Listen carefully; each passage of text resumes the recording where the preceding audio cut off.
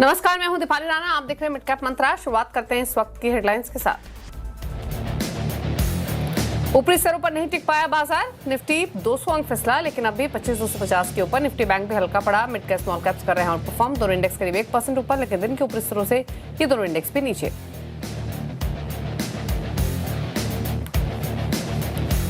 आज के big stock spotlight और चार्ट जीपीटी पड़े सटीक। अच्छे नतीजों के बाद डॉक्टर रेड्डीज भागा। शेयर करीब 6% उछाल के साथ निफ्टी के टॉप गेनर्स में शामिल। साथ ही रैलीज इंडिया, ओरेकल दौड़े। उधर स्पॉटलाइट फेडरल बैंक में buying. Chart GPT, Dabur, INOX wind में भी मजबूती।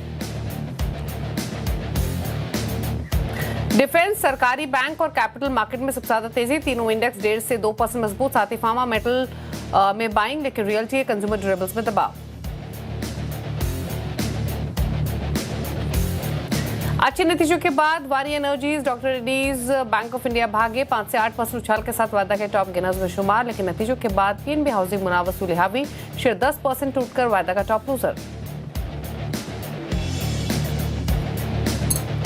सोने चांदी मुनाफा वसूली के चलते गोल्ड और सिल्वर ईटीएफ की तगड़ी पिटाई। SBI, Nippon, HDFC, Tata silver ETF 5 से 12% फिसले। वहीं गोल्ड ईटीएफ में भी 7% की गिरावट। ऊंची प्रीमियम मार्जिन फंडिंग के चलते ईटीएफ ज्यादा फिसले।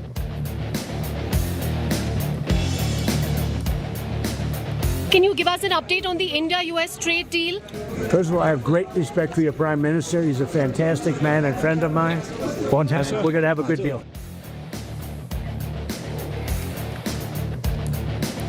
मनी कंट्रोल के सुपर एक्सक्लूसिव। भारत के साथ ट्रेड डील को लेकर दावोस में चंद्रा श्रीकांत के सवाल पर ट्रंप का बड़ा बयान। बोले, पीएम मोदी की करता हूं बहुत इज्जत, करेंगे अच्छी ट्रेड डील।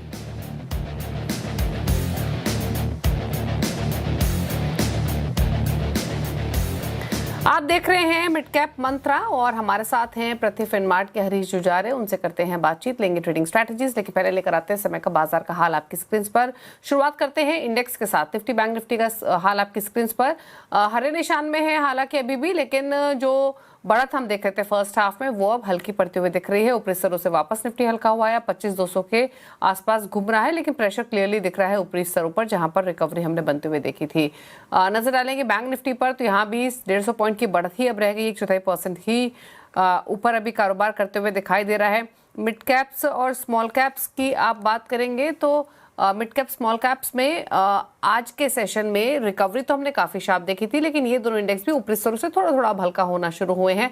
अब सिर्फ 1% ऊपर है मिड कैप इंडेक्स। एक समय में 1.5-2% तक की तेजी भी हमने देखी थी मिड कैप इंडेक्स में।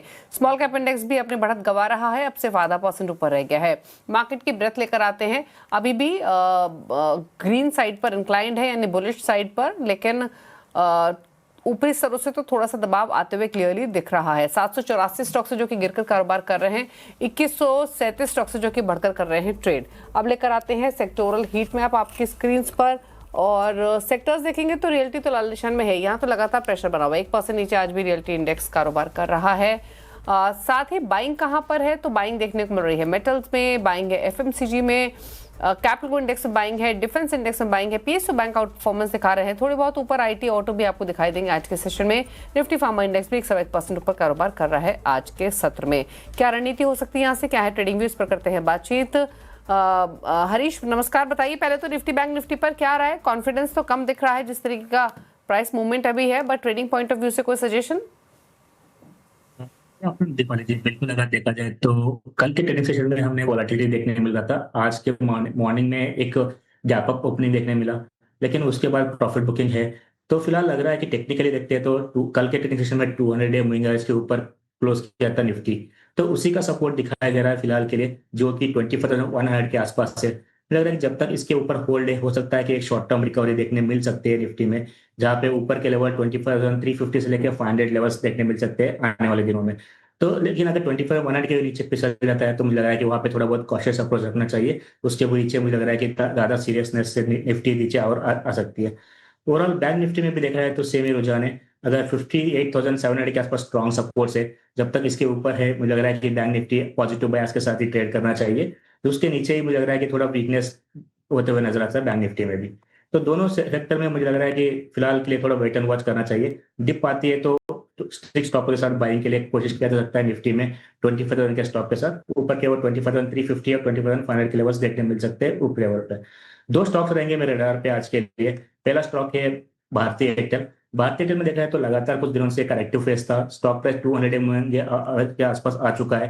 मुझे लग रहा है कि स्ट्रॉन्ग सपोर्ट जोन से और ओवरसोल्ड सिनेरियो नजर आ रहा है, तो बाइंग के लिए रिकमेंडेशन रहेगा। शॉर्ट टर्म के लिए मुझे लग रहा है कि टारगेट बनेंगे 2050 और 2070 के लिए, और स्टॉप लॉस मेंटेन करना चाहिए 1960 का भारतीय एयरटेल में। दूसरा स्टॉक रहेगा जेके टायर्स। अगर जेके टायर्स की स्टार्ट चल रही है कंसोलिडेशन के बाद आज के ट्रेडिंग में ब्रेकआउट दिया था वॉल्यूम के साथ, तो यहाँ पे भी बाय करने की राय रहेगी। टारगेट्स बनेंगे 550 और 560 का, और स्टॉप लॉस मेंटेन करना चाहिए 490 जेके टायर्स में। ओके, तो ये ट्रेड्स आपको रेकमेंड किए गए हैं। जेके टायर में पोजीशन बना सकते हैं। 519 पर फिलहाल कारोबार करते हुए दिखाई दे रहा है। यहाँ एक बाय पोजीशन बना है। भारतीय एयरटेल में खरीदारी की सलाह है, जो कि 2000 के आसपास ट्रेड कर रहा है। लेकिन फोकस आज भी बुलियंस पर ही बना हुआ है, क्योंकि सिल्वर ईटीएफ्स में हमने एक तेज गिरावट आज के सेशन में देखी। M6 चांदी एक समय में 4% नीचे था, हालांकि अभी फ्लैट ट्रेड कर रहा है। लेकिन सिल्वर ईटीएफ्स दिन में 20% तक टूट गए थे। थोड़े रिकवर जरूर हुए हैं, लेकिन अभी भी 10% तक का नुकसान देखने को मिल रहा है। ये इतनी तेज गिरावट के पीछे क्या कारण है, इसको समझते हैं। हमारे साथ CNBC टीवी टीम के हुरमास फताकिया मौजूद हैं। हुरमास, बताइए, ये सिल्वर ईटीएफ्स में इस तरीके का सेल ऑफ क्यों देखने को मिला? एक बेहद वॉलेटाइल सेशन हमें सिल्वर ETFs में देखने मिल रहा है, और ताज्जुब की बात यह है कि स्पॉट प्राइसेस ग्लोबल बाज़ारों में आज गिरावट के साथ कामकाज नहीं कर रहे हैं, और MCX के फ्यूचर्स में भी जो सुबह के सेशन में गिरावट देखने मिली थी, उसमें भी थोड़ी सी रिकवरी देखने मिल रही है।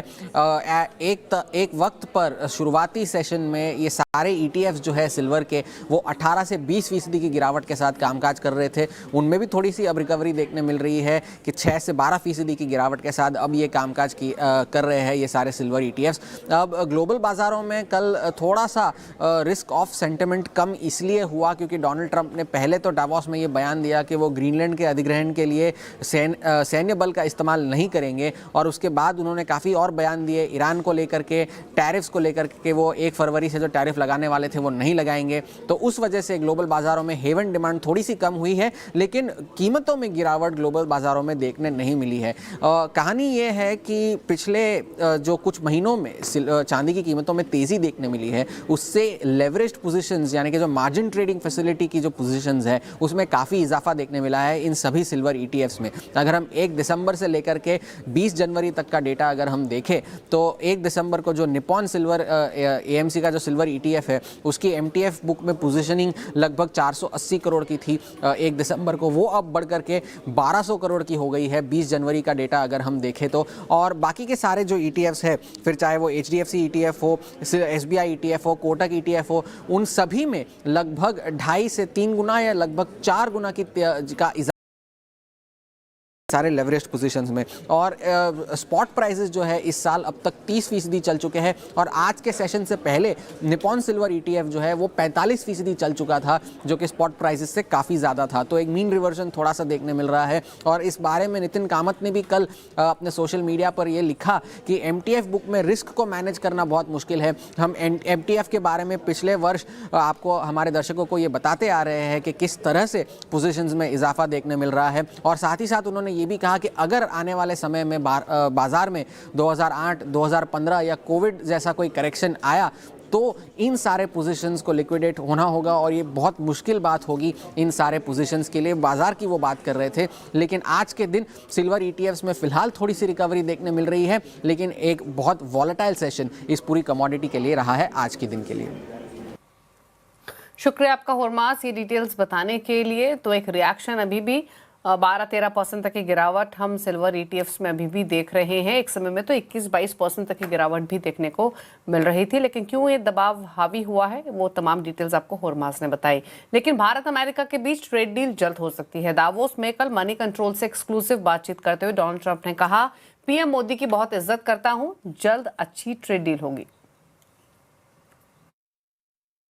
Can you give us an update on the India-US trade deal? First of all, I have great respect for your Prime Minister. He's a fantastic man and friend of mine. Fantastic. We're going to have a good deal. चलिए, तो ये आपने सुना money control exclusive, जहां पर Donald Trump ने clearly कहा कि जल्द अच्छी ट्रेड डील करेंगे। लेकिन चलिए रुकने इसी के साथ एक ब्रेक के लिए, और ब्रेक के उस पर कुछ और खबर आपके लिए लेकर आएंगे। जल्द वापस आते हैं। आप देख रहे हैं मिड कैप मंत्रा और हमारे साथ हरीश जुजारे बने हुए हैं। कुछ स्टॉक्स आपकी स्क्रीन पर लेकर आते हैं। अच्छा, एक राय इटर्नल पर लेंगे क्योंकि ये स्टॉक नंबर्स से पहले लगातार चल रहा था, नंबर्स अच्छे आए और अब प्रॉफिट टेकिंग इटर्नल पर हावी होते हुए दिखाई दे रही है। स्टॉक अब 2% नीचे। एक बार देखिए इटर्नल को, ये सिर्फ एक प्रॉफिट टेकिंग है या क्या व्यू है आपका इन लेवल से, क्या स्ट्रैटेजी होनी चाहिए हरीश? बिल्कुल दीपाली जी, अगर देखा जाए तो देखिए लास्ट 3 दिनों से हमें वॉलेटाइल मूव्स देखने मिल रहे हैं इटर्नल में।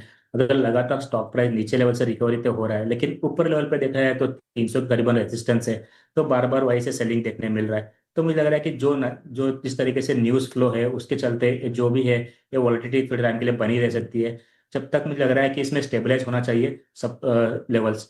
तो 250 और 260 लेवल्स के आसपास सपोर्ट्स, अच्छे सपोर्ट्स है इटर्नल के लिए। किसी के पास लॉन्ग टर्म के लिए नजरिया है तो मुझे लग रहा है कि एक अच्छा अपॉर्चुनिटी बन सकता है बाइंग के लिए, क्योंकि ऑलरेडी स्टॉक प्राइस ऊपरी लेवल से 30% के ऑलमोस्ट डाउन है। तो मुझे लग रहा है कि रिस्क रिवॉर्ड बहुत फेवरेबल है। हो सकता है कि यहाँ से आने वाले दिनों में एक 20 to 30% का उछाल देखने मिल सकता है आगे जाके। तो लॉन्ग टर्म स्ट्रेटेजी के लिए मुझे लग रहा है कि एक अच्छा बेट बन सकता है, करंट लेवल्स पे ऐड कर सकते हैं, और नीचे डिप मिलता है तो भी वहाँ पे अक्यूमुलेशन के राय रखना चाहिए इटर्नल में। ओके, तो ये राय रही इटर्नल पर। 278 के आसपास कारोबार कर रहा है ये स्टॉक, तो यहाँ पर आप नज़र रखकर चल सकते हैं। कुछ और ट्रेड्स लेकर आते हैं आपकी स्क्रीन पर। अच्छा, पीएनबी हाउसिंग का स्टॉक आप देखिए 10% का लोअर सर्किट स्टॉक में लगा हुआ है और ये सर्किट निचली तरफ नंबर्स के बाद लगा है। हालांकि अब सर्किट ओपन होने के बाद 8% का नुकसान अभी भी स्टॉक में देखने को मिल रहा है। क्या रहा है ऐसा अर्निंग्स में जिसके कारण ये रिएक्शन आया है, ये समझते हैं। यतिन मोता हमारे साथ मौजूद हैं। Yatin, good afternoon. बताइए, पीएनबी हाउसिंग नंबर्स के बाद 8% नीचे, क्या वजह? Good morning Deepali, good afternoon Deepali. और अगर हम बात करें पीएनबी हाउसिंग की तो क्लियरली यहाँ Q3 में मैनेजमेंट ट्रांजिशन हमने देखा, जिसके कारण जो लोन ग्रोथ थी वो अनुमान से थोड़ी कम रही है। उसके अलावा अगर हम नेट इंटरेस्ट मार्जिन्स की भी बात करें तो यहाँ दबाव आपको देखने को मिला। इनफैक्ट अगर हम सिक्वेंशियल बेसिस पे देखें तो नेट इंटरेस्ट मार्जिन्स लगभग 4 बेसिस पॉइंट्स घटते हुए नजर पड़ रहे हैं, 3.63 के आसपास। और अगर हम मैनेजमेंट कमेंट्री की भी बात करें तो कहा उन्होंने कि जो नेट इंटरेस्ट मार्जिन्स है उस पर प्रेशर बरकरार है और किसी भी प्रकार का गाइडेंस इन्होंने नहीं दिया। उन्होंने कहा कि आने वाले क्वार्टर में वो गाइडेंस की समीक्षा करेंगे। इसके अलावा अगर हम डिसबर्समेंट्स की बात करें तो ये भी एक्सपेक्टेशन से कम ही रही हैं और कहीं ना कहीं इसने लोन ग्रोथ पे असर डाला है, जबकि दूसरी एनबीएफसीज यही सेक्टर में थोड़ा बेहतर प्रदर्शन दिखा चुकी हैं अभी तक। और अगर हम पर्टिकुलरली बात करें तो जो अफोर्डेबल सेगमेंट है यहाँ डिसबर्समेंट्स पे असर हुआ है Q3 में। इसके अलावा अगर हम रिटर्न ऑन एसेट्स की गाइडेंस की बात करें तो यहाँ भी कोई खास गाइडेंस निकल के नहीं आया। इनफैक्ट क्रेडिट कॉस्ट जो है Q3 में एलिवेटेड रहे, जिसके कारण शायद इस काउंटर में थोड़ा बहुत सेल ऑफ आप देख रहे हैं आज के सत्र में। ओके, तो 8% नीचे अभी भी ये स्टॉक। शुक्रिया यतिन आपका डिटेल्स बताने के लिए। अच्छा, क्या राय रहेगी आपकी हरीश पीएनबी हाउसिंग पर नंबर्स के बाद इस रिएक्शन जो आप देख रहे हैं, क्या सजेशन अब? तो देखिए थोड़ा पीछे जाना पड़ेगा इस स्टॉक में। हमने देखा था कि अगस्त 2025 में इनका एमडी जब रिजाइन किया था उस टाइम पे एक सेल ऑफ देखने मिला था, वहाँ पे 20 to 30% का फॉल, स्ट्रेट वे फॉल देखने मिला था।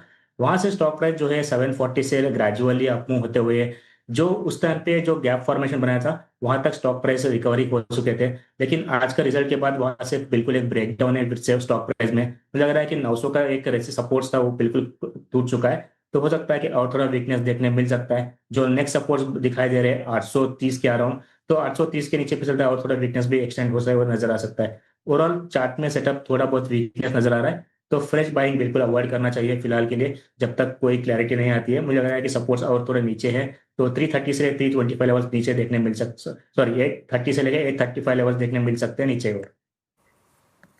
ओके, चलिए, तो ये रह रही है आपके लिए पीएनबी हाउसिंग पर 74 रुपये नीचे अभी भी कारोबार करते हुए दिखाई दे रहा है। रुकना इसी के साथ एक और ब्रेक के लिए, जल्द वापस आते हैं।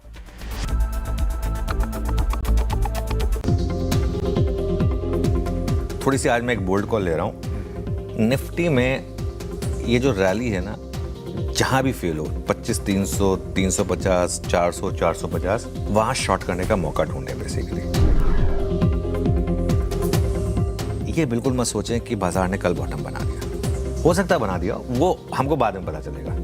लेकिन जो मेरा एक व्यू है ना, बाजार में नॉर्मली बॉटम जो है ना वो खराब खबरों पर बनता है। ये जो रैलीज होती है ना, ये सकर्स रैली कहता हूँ इन्हें मैं, जो मतलब एक अपॉर्चुनिटी होती है सेल करने के लिए।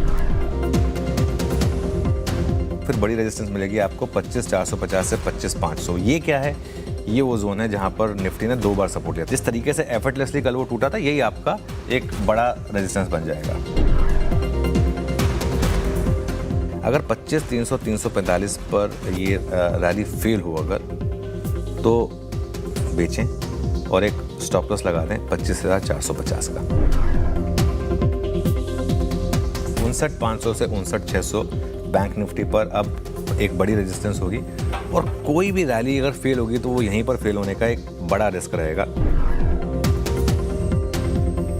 अगर 59,400 से 500 तक के बीच में या उससे पहले ही अगर कोई रैली फेल हो तो 59,600 के स्टॉप लॉस के साथ बेचें।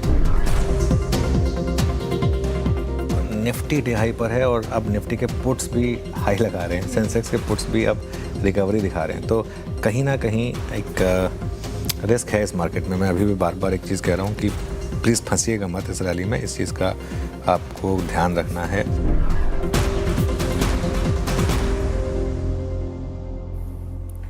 तो क्लियरली सुबह ये एडवाइस आपको दी गई थी कि ऊपरी स्तरों पर फंसना नहीं है, और आप देखिए मार्केट का मोमेंटम तब से लेकर अब तक, जब इस बात को जब कॉशियस व्यू दिया गया, जब अलर्ट किया गया, और अब देखिए दिन के ऊपरी स्तरों से 250 पॉइंट नीचे निफ्टी आ चुका है।